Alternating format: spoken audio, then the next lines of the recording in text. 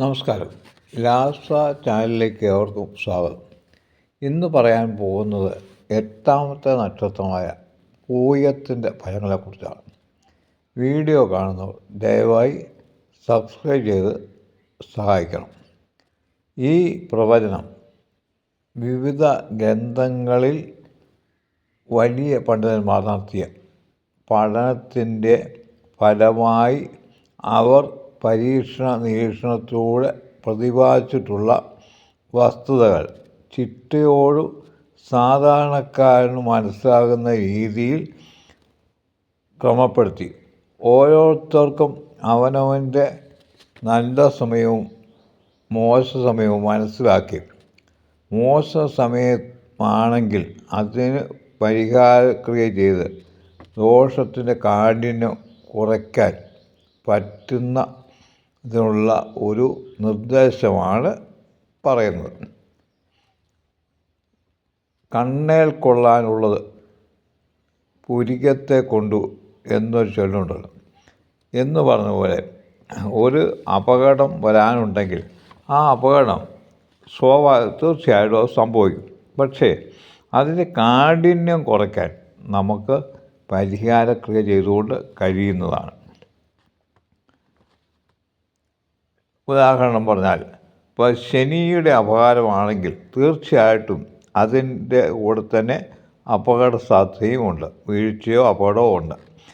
അപ്പോൾ വാഹനം ഓടിക്കുന്ന ഒരാളാണെങ്കിൽ അയാൾ അത് മനസ്സിലാക്കി അയാളുടെ വാഹനത്തിൻ്റെ വേഗത കുറച്ച് വളരെ ജാഗ്രതയോടെ പോവുകയാണെങ്കിൽ എതിരെ ഒരു വാഹനം വന്ന് ഇടിച്ചാൽ പോലും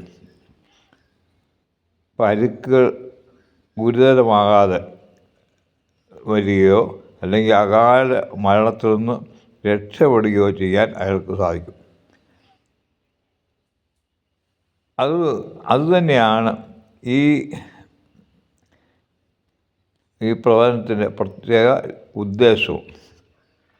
അതായത് എല്ലാവർക്കും ഈ കഷ്ടകാലം എന്ന് പറഞ്ഞൊരു സമയമുണ്ട്. അതായത് ഗ്രഹങ്ങളുടെ അപഹാരകാലങ്ങൾ, ഓരോ ഗ്രഹങ്ങളുടെയും അപഹാരമനുസരിച്ച് നല്ല സമയവും മോശ സമയവുമുണ്ട്.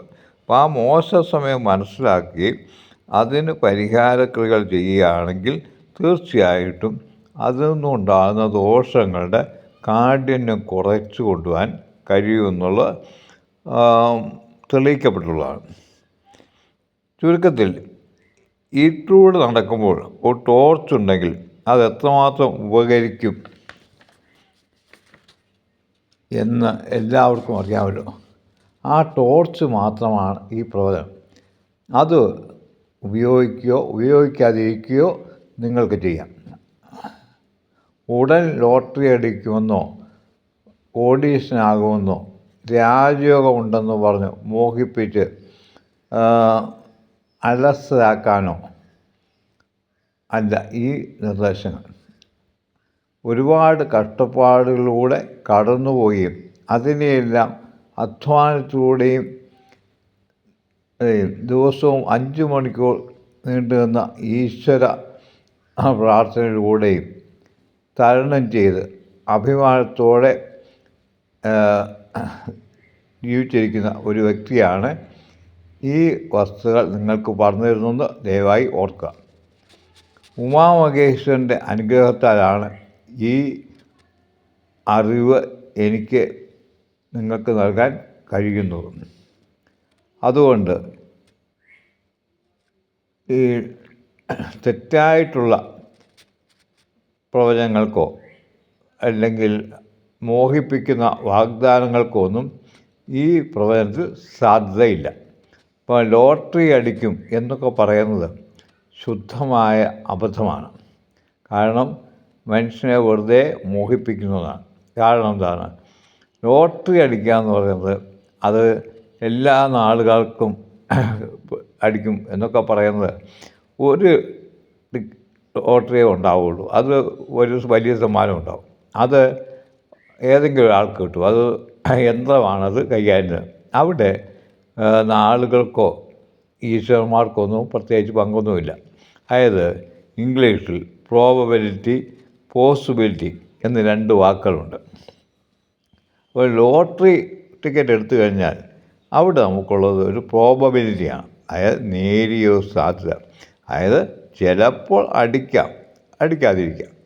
എന്നാൽ നമ്മൾ കുറിയിൽ ചേരുകയോ കുറി അല്ലെങ്കിൽ ചിട്ടി ഇത് ചേർന്ന് കഴിഞ്ഞാൽ അവിടെ നമുക്ക് പോസിബിലിറ്റി ഉണ്ട്. കാരണം എന്താണ്, ഇന്നല്ലെങ്കിൽ നാളെ നമ്മൾ അടച്ച പൈസ നമുക്ക് കിട്ടും. അപ്പം അതിന് ആരുടെയും പ്രവചനമോ ഒന്നും ആവശ്യമില്ലാനും. അപ്പോൾ അതുകൊണ്ട് തെറ്റായ പ്രവചനങ്ങൾക്കോ പിന്നാലെ പോകാതെ കൊണ്ട് ഓരോ ഗ്രഹങ്ങളുടെയും അപകാര സമയം കണ്ടുപിടിച്ച് അതിന് പരിഹാരക്രിയകൾ ചെയ്യുകയാണെങ്കിൽ നിങ്ങൾക്ക് നിങ്ങളുടെ ജീവിതം സുഖമായി മുൻപോട്ട് കൊണ്ടുപോകാൻ പറ്റും.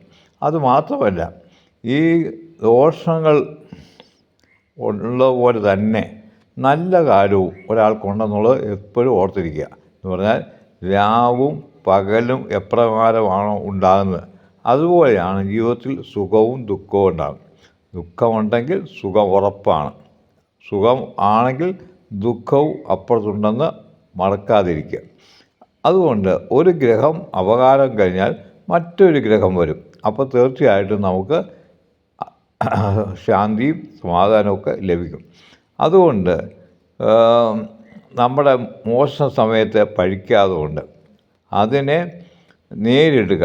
അതായത് ഈശ്വര പ്രാർത്ഥനയൊക്കെ ചെയ്ത് കൃത്യമായ വഴിപാടുകളൊക്കെ ചെയ്ത് അതിനെ നേരിടുകയാണെങ്കിൽ ഏത് മോശപ്പെട്ട അവസ്ഥയും നമുക്ക് വലിയ കുഴപ്പമില്ലാതെ സന്തോഷത്തോടെ ആക്കി മാറ്റാൻ പറ്റും. അതിനു വേണ്ടിയാണ് ഈ ഗ്രഹങ്ങളുടെ അപഹാരത്തെക്കുറിച്ചുള്ള ഈ പറയുന്ന പങ്ക്തി. ഇനിയും വിഷയത്തിലേക്ക് കടക്കാം. അതായത് പൂയം നക്ഷത്രം. ഈ പൂയം നക്ഷത്രം എപ്പോഴും പ്രസന്നരും സന്തോഷവാന്മാരും ആണ്. എന്നാൽ നിസ്സാര കാര്യത്തിന് പോലും ഇവർ അമിതമായി കോപിക്കാറുണ്ട്. ഇവർ ഒരു ലക്ഷ്യത്തിനു വേണ്ടി കഠിനമായി പ്രയത്നിക്കുമെങ്കിലും ചഞ്ചല മനസ്കരാണ്. ആയതുകൊണ്ട് പലപ്പോഴും ലക്ഷ്യത്തിലെത്താറില്ല. സാധാരണ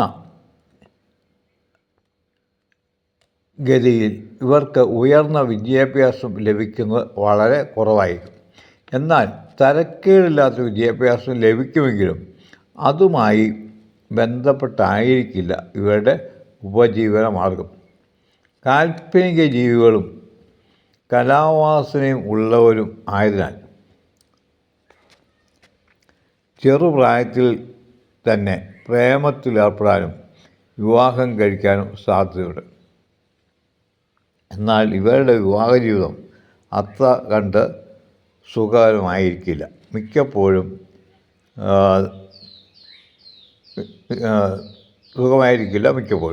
ധാരാളം സുഹൃത്തുക്കൾ ഇവർക്കുണ്ടാവുമെങ്കിലും ആവിൽഘട്ടങ്ങളിൽ അവരാരും ഇവരെ സഹായിക്കാൻ ഉണ്ടാവില്ല. അമിത ഭക്ഷണപ്രിയരായതിനാൽ ചെറുപ്പത്തിൽ തന്നെ ജീവിതശൈലി രോഗങ്ങൾ ഇവർക്ക് വരാനുള്ള സാധ്യത വളരെ കൂടുതലാണ്. 35 വയസ്സിന് ശേഷം ഒരു നല്ല ജീവിതം ഇവർക്ക് ലഭിക്കുകയുള്ളൂ. ഈശ്വരഭക്തരാണെന്ന് നടിക്കുമെങ്കിലും ഇവരിൽ പലരും ഉറച്ച ദൈവവിശ്വാസം ഉള്ളവർ അല്ല. ഒന്നിനെയും ഗൗരവത്തിൽ കാണാത്ത ഇവരുടെ ജീവിതവും അടുക്കും ചിട്ടയുമില്ലാത്തതായി കണ്ടുവരുന്നുണ്ട്. ഈ നാളുകാരുടെ ദേവഗുരുവായ ബൃഹസ്പതിയാണ്. ദേവഗണമായതിനാൽ അസുരഗണത്തിൽ പെട്ടവരുമായുള്ള വിവാഹമോ ബിസിനസ്സോ നല്ലതല്ല. ഇവർ ദേവഗണത്തിലോ മനുഷ്യഗണത്തിലോ പെട്ടവരെ വിവാഹം കഴിക്കുന്നതാണ് നല്ലത്.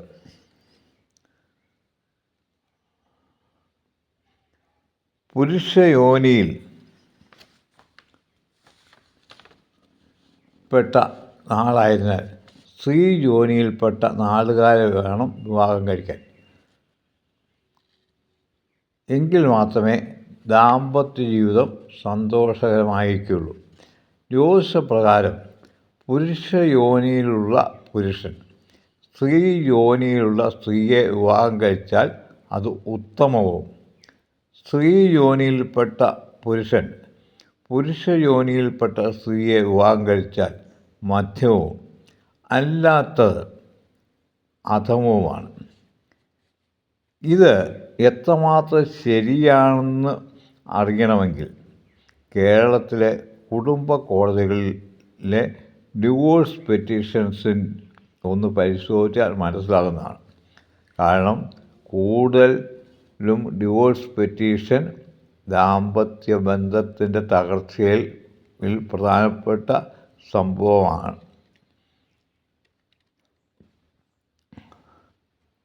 ഈ നാളിൻ്റെ മൃഗം ആടും, പക്ഷി ചകോരവും, വൃക്ഷം അരയാലും, ഭൂതം ജലവുമാണ്. ഇവയെ ദിവസവും രാവിലെ സ്മരിക്കുന്നത് പോസിറ്റീവ് എനർജി ലഭിക്കുന്നതിന് നല്ലതാണ്. മകം, ഉത്തം, ചിത്തിര, അവിട്ടം, ചതയം, പൂരിട്ടാതി ഇവ പ്രതികൂല നക്ഷത്രങ്ങളാണ്. എന്ന് പറഞ്ഞാൽ ഇവരുമായുള്ള ഒരു വിധത്തിലുള്ള ഇടപാടുകളും നല്ല ഫലം നൽകുകയില്ല. ശനി ദശയിലാണ് പോയ നാളുകാരുടെ ജനനം. കൃത്യമായി ഗണിക്കാത്തതിനാൽ 9.5 വയസ്സുവരെ ശനിദശയാണെന്ന് അനുമാനിക്കാം. അതായത് 7 മാസം വരെ ശുക്രൻ്റെ അപകാരമാണ്. നല്ല ഫലങ്ങൾ ലഭിക്കും. 7 മാസം മുതൽ 1.5 വയസ്സ് വരെ സൂര്യൻ്റെ അപകാരമാണ്. അത്ര നല്ലതല്ല. എന്ന് പറഞ്ഞാൽ കൊച്ചുകുട്ടിയാകുമ്പം ചെറിയ അസുഖങ്ങളൊക്കെ വരാനുള്ള സാധ്യത ഉണ്ട്. 1.5 വയസ്സ് മുതൽ 3 വയസ്സ് 1 മാസം വരെ ചന്ദ്രൻ്റെയും 3 വയസ്സ് 1 മാസം മുതൽ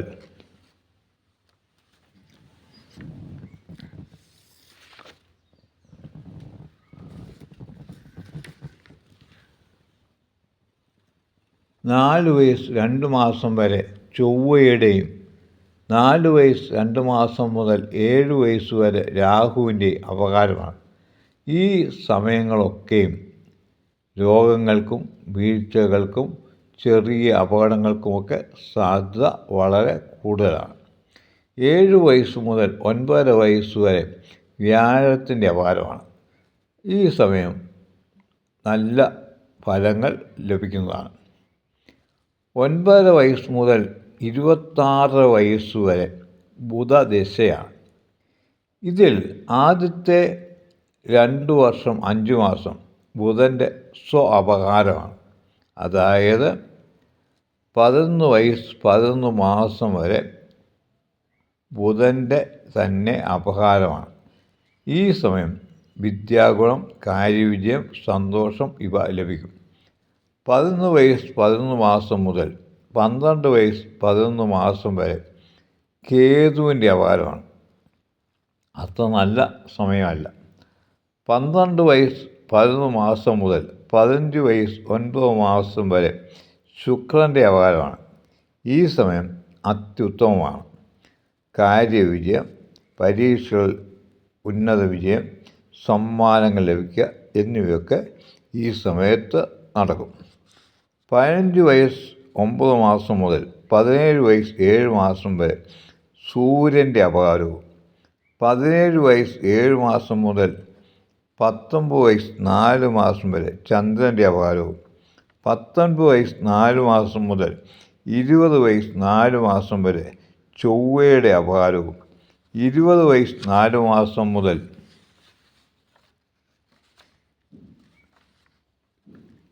22 വയസ്സ് 10 മാസം വരെ രാഹുവിൻ്റെ അപകാരവുമാണ്. ഈ സമയങ്ങൾ അത്ര നല്ലതല്ല.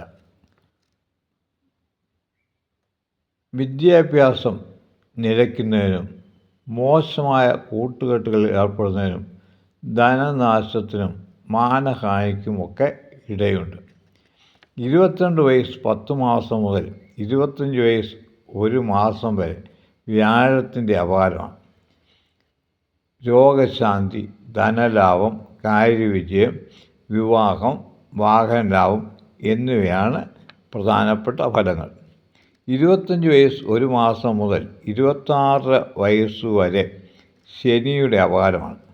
സാമ്പത്തിക നഷ്ടം, തടസ്സങ്ങൾ, കാര്യപരാജയം എന്നിവയാണ് ഫലം. 26 വയസ്സ് മുതൽ 33 വയസ്സുവരെ കേതു ദശയാണ്. ഇതിൽ 26 വയസ്സ് 11 മാസം വരെ കേതുവിൻ്റെ അപകാരമാണ്. ഈ സമയം അത്ര നല്ലതല്ല. 26 വയസ്സ് 11 മാസം മുതൽ 28 വയസ്സ് 1 മാസം വരെ ശുക്രൻ്റെ അപകാരമാണ്. എല്ലാവിധ ഐശ്വര്യങ്ങളും ലഭിക്കും. 28 വയസ്സ് 1 മാസം മുതൽ 28 വയസ്സ് 5 മാസം വരെ സൂര്യൻ്റെ അപകാരവും 28 വയസ്സ് 5 മാസം മുതൽ 29 വയസ്സ് വരെ ചന്ദ്രൻ്റെ അപകാരവും 29 വയസ്സ് മുതൽ 29 വയസ്സ് 5 മാസം വരെ ചൊവ്വയുടെ അപകാരവും 29 വയസ്സ് 5 മാസം മുതൽ 30 വയസ്സ് 5 മാസം വരെ രാഹുവിൻ്റെ അപകാരവുമാണ്. ഈ സമയങ്ങൾ നല്ല ഫലങ്ങൾ നൽകുന്നതല്ല. പലവിധ ബുദ്ധിമുട്ടുകളും കഷ്ടപ്പാടുകളും ഉണ്ടാകും. 30 വയസ്സ് 5 മാസം മുതൽ 31 വയസ്സ് 4 മാസം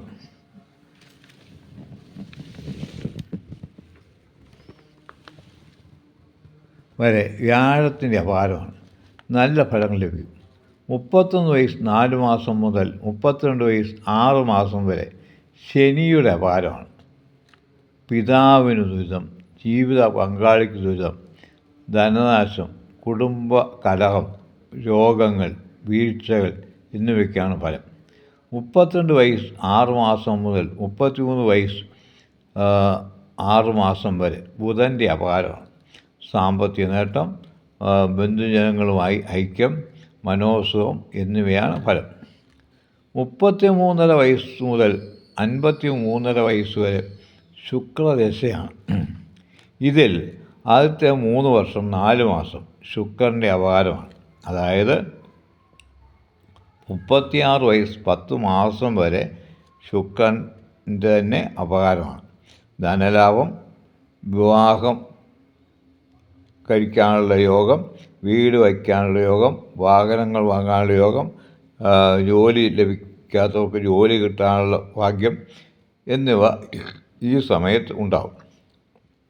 36 വയസ്സ് 10 മാസം മുതൽ 37 വയസ്സ് 10 മാസം വരെ സൂര്യൻ്റെ അപകാരമാണ്. ധനനാശം, നേത്രരോഗങ്ങൾ, കുടുംബകലഹം എന്നിവയാണ് ഫലം. 37 വയസ്സ് 10 മാസം മുതൽ 39 വയസ്സ് 6 മാസം വരെ ചന്ദ്രൻ്റെ അപകാരമാണ്. പൊതുവെ ചന്ദ്രൻ്റെ അപകാരം ദോഷഫലങ്ങളാണ് നൽകുന്നതെങ്കിലും ഇവിടെ നല്ല ഫലങ്ങൾ ലഭിക്കുന്നതാണ്. 39 വയസ്സ് 6 മാസം മുതൽ 40 വയസ്സ് 8 മാസം വരെ കേതുവിൻ്റെ അപകാരവും 40 വയസ്സ് 8 മാസം മുതൽ 43 വയസ്സ് 8 മാസം വരെ രാഹുവിൻ്റെ അപകാരമാണ്. ഈ സമയം വളരെ ബുദ്ധിമുട്ടുകൾ നിറഞ്ഞതാണ്. ഏകാന്തവാസത്തിനും വിദേശവാസത്തിനും ധനനാശത്തിനും പലവിധ രോഗങ്ങൾക്കും സാധ്യതകളുണ്ട്. 43 വയസ്സ് 8 മാസം മുതൽ 46 വയസ്സ് 6 മാസം വരെ വ്യാഴത്തിൻ്റെ അപകാരമാണ്. എല്ലാവിധ ഐശ്വര്യങ്ങളും ലഭിക്കും.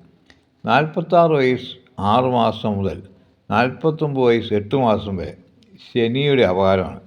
വളരെ മോശം സമയമാണ്. 49 വയസ്സ് 8 മാസം മുതൽ 52 വയസ്സ് 6 മാസം വരെ ബുധൻ്റെ അപകാരമാണ്. എല്ലാവിധ ഐശ്വര്യങ്ങളും ലഭിക്കും. 52 വയസ്സ് 6 മാസം മുതൽ 53 വയസ്സ് 6 മാസം വരെ കേതുവിൻ്റെ അപകാരമാണ്. അത്ര നല്ല സമയമല്ല. 53 വയസ്സ് 6 മാസം മുതൽ 59 വയസ്സ് 6 മാസം വരെ സൂര്യദശയാണ്. ഇതിൽ ആദ്യത്തെ 4 മാസം സൂര്യൻ്റെ അപകാരമാണ്. അതായത് 53 വയസ്സ് 10 മാസം വരെ സൂര്യൻ്റെ അപകാരം. വളരെ മോശം സമയമാണ്. 53 വയസ്സ് 10 മാസം മുതൽ 54 വയസ്സ് 4 മാസം വരെ ചന്ദ്രൻ്റെ അപകാരമാണ്. നല്ല ഫലങ്ങൾ ലഭിക്കും. പൊതുവെ ചന്ദ്രൻ മോശം ഫലമാണ് നൽകുന്നതെങ്കിലും ഈ സമയത്ത് ചന്ദ്രൻ നല്ല ഫലങ്ങൾ നൽകുന്നതാണ്. 54 വയസ്സ് 4 മാസം മുതൽ 54 വയസ്സ് 8 മാസം വരെ ചൊവ്വയുടെ അപകാരവും 54 വയസ്സ് 8 മാസം മുതൽ 55 വയസ്സ് 9 മാസം വരെ രാഹുവിൻ്റെ അപകാരവുമാണ്. മോശ ഫലങ്ങളാണ് ലഭിക്കുക. 55 വയസ്സ് 9 മാസം മുതൽ 56 വയസ്സ് 3 മാസം വരെ വ്യാഴത്തിൻ്റെ അപകാരമാണ്. നല്ല ഫലങ്ങൾ ലഭിക്കും. 56 വയസ്സ് 3 മാസം മുതൽ 57 വയസ്സ് 2 മാസം വരെ ശനിയുടെ അപകാരമാണ്.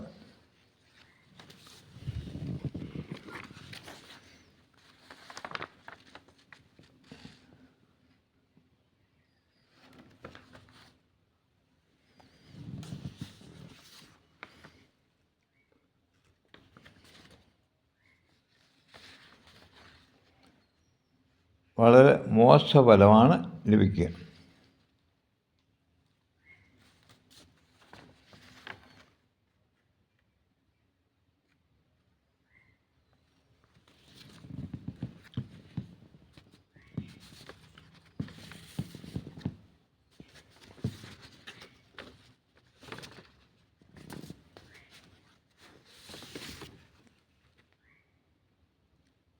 അൻപത്തേഴ് വയസ്സ് 2 മാസം മുതൽ 58 വയസ്സ് വരെ ബുധൻ്റെ അപകാരമാണ്. നല്ല ഫലങ്ങൾ ലഭിക്കും. 58 വയസ്സ് മുതൽ 58 വയസ്സ് 6 മാസം വരെ കേതുവിൻ്റെ അപകാരമാണ്. മോശഫലങ്ങളായിരിക്കും ലഭിക്കുക. 57 വയസ്സ് 6 മാസം മുതൽ 59 വയസ്സ് 6 മാസം വരെ ശുക്രൻ്റെ അപകാരമാണ്. എല്ലാവിധ ഐശ്വര്യങ്ങളും ലഭിക്കും. 59 വയസ്സ് മുതൽ 69 വയസ്സ് വരെ ചന്ദ്രദശയാണ്. ഇതിൽ ആദ്യത്തെ 10 മാസം ചന്ദ്രൻ്റെ അപകാരമാണ്. അതായത് 60 വയസ്സ് 4 മാസം വരെ നല്ല ഫലങ്ങൾ ലഭിക്കും. 60 വയസ്സ് 4 മാസം മുതൽ 60 വയസ്സ് 11 മാസം വരെ ചൊവ്വയുടെയും 60 വയസ്സ് 11 മാസം മുതൽ 62 വയസ്സ് 5 മാസം വരെ രാഹുവിൻ്റെയും അപകാരമാണ്. ഈ സമയം അപകടങ്ങൾ, രോഗങ്ങൾ, മാതൃദുരിതം ഇവയൊക്കെയാണ് ഫലം. 62 വയസ്സ് 5 മാസം മുതൽ 63 വയസ്സ് 9 മാസം വരെ വ്യാഴത്തിൻ്റെ അപകാരമാണ്. എല്ലാവിധ ഐശ്വര്യങ്ങളും ലഭിക്കും. 63 വയസ്സ് 9 മാസം മുതൽ 65 വയസ്സ് 4 മാസം വരെ ശനിയുടെ അപകാരമാണ്. മനോദുരിതം, ദാമ്പത്യ തകർച്ച, ധനനഷ്ടം എന്നിവയായിരിക്കും ഫലം. 65 വയസ്സ് 4 മാസം മുതൽ 66 വയസ്സ് 10 മാസം വരെ ബുധൻ്റെ അപകാരമാണ്. എല്ലാവിധ ഐശ്വര്യങ്ങളും ലഭിക്കും. 66 വയസ്സ് 10 മാസം മുതൽ 67 വയസ്സ് 5 മാസം വരെ കേതുവിൻ്റെ അപകാരമാണ്. മോശ സമയമാണ്. 67 വയസ്സ് 5 മാസം മുതൽ 69 വയസ്സ് വരെ ശുക്രൻ്റെ അപകാരമാണ്. സർവ്വ ഐശ്വര്യങ്ങൾ ലഭിക്കും. 69 വയസ്സ് മുതൽ 69 വയസ്സ് 6 മാസം വരെ സൂര്യൻ്റെ അപകാരമാണ്.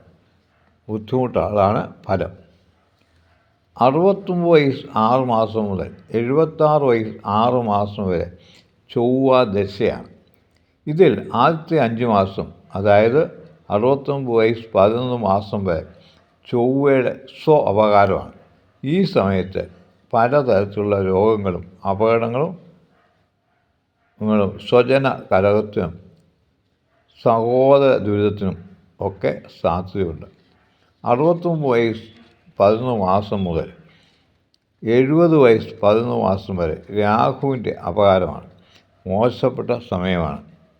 70 വയസ്സ് 11 മാസം മുതൽ 71 വയസ്സ് 11 മാസം വരെ വ്യാഴത്തിൻ്റെ അപകാരമാണ്. നല്ല സമയമാണ്. 71 വയസ്സ് 11 മാസം മുതൽ 73 വയസ്സ് വരെ ശനിയുടെ അപകാരമാണ്. വളരെ മോശപ്പെട്ട സമയമാണ്. 73 വയസ്സ് മുതൽ 74 വയസ്സ് വരെ ബുധൻ്റെ അപകാരമാണ്. നല്ല സമയമാണ്. 74 വയസ്സ് മുതൽ 74 വയസ്സ് 5 മാസം വരെ കേതുവിൻ്റെ അപകാരമാണ്. അപകടങ്ങൾ, രോഗങ്ങൾ, പ്രത്യേകിച്ച് ഉദരരോഗങ്ങൾ എന്നിവയായിരിക്കും ഫലം. 74 വയസ്സ് 5 മാസം മുതൽ 75 വയസ്സ് 7 മാസം വരെ ശുക്രൻ്റെ അപകാരമാണ്.